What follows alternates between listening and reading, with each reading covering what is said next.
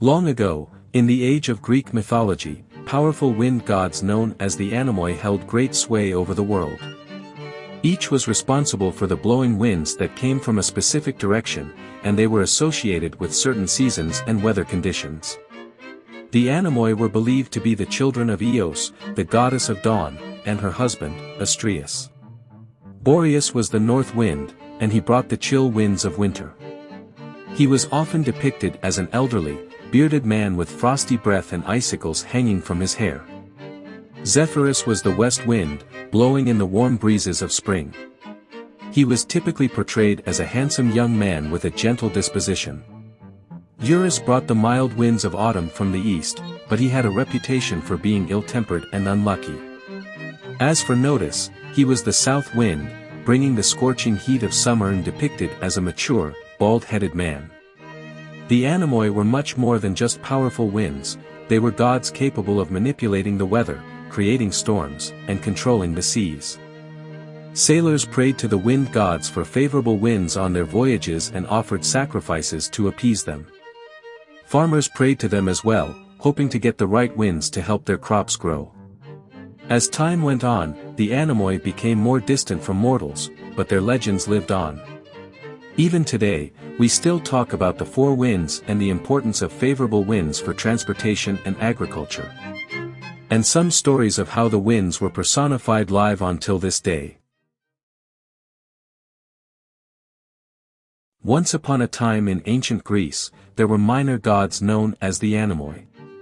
These gods were under the command of Aeolus, the god of the winds. The Anemoi were portrayed differently, sometimes they were seen as gusts of wind, while at other times, they took the form of winged men. In one instance, they were depicted as horses and kept in the stables of Aeolus. The Anemoi were creations of Astrius and Eos/Aurora, the goddess of the dawn. Of all the Anemoi, 4 of them were the most important. The north wind was called Boreas, and it brought cold winter air.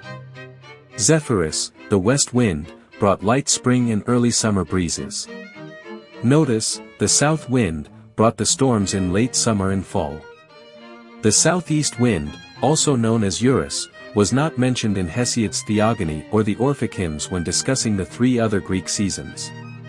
In Roman mythology, the Venti were the equivalent deities to the Anemoi, and although they had different names, they shared similar attributes and often interplayed with their Greek equivalents.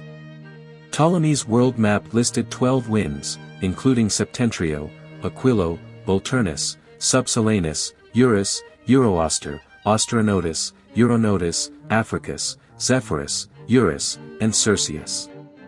The Anemoi were fascinating gods, and their portrayal in mythology added many intricate details to the ancient tales that are still studied and enjoyed today. Zephyrus, the Greek god of the west wind, resided in a cave in Thrace and was known for his gentle nature and his role in bringing spring to the land. He had several wives in different tales, but one of his most faithful was Iris, the goddess of the rainbow. However, he found himself falling in love with Chloris, a goddess he abducted and with whom he had a child named Karpas. To win her love, Zephyrus had to compete with his brother Boreas for her affection. He eventually won her heart, and they enjoyed a blissful romance together. However, Zephyrus was not always so kind-hearted. He once killed Apollo's lover, Hyacinth, out of jealousy.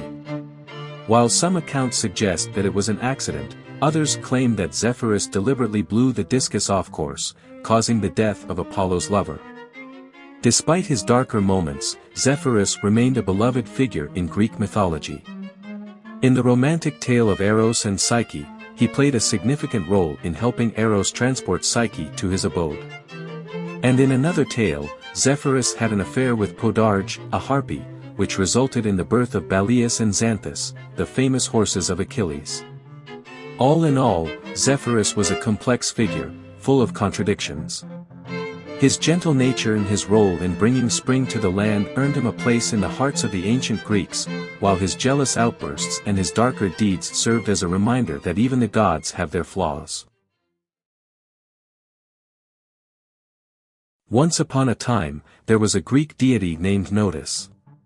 He was known to be a powerful god, associated with the hot wind that rises from Sirius, the brightest star in the sky.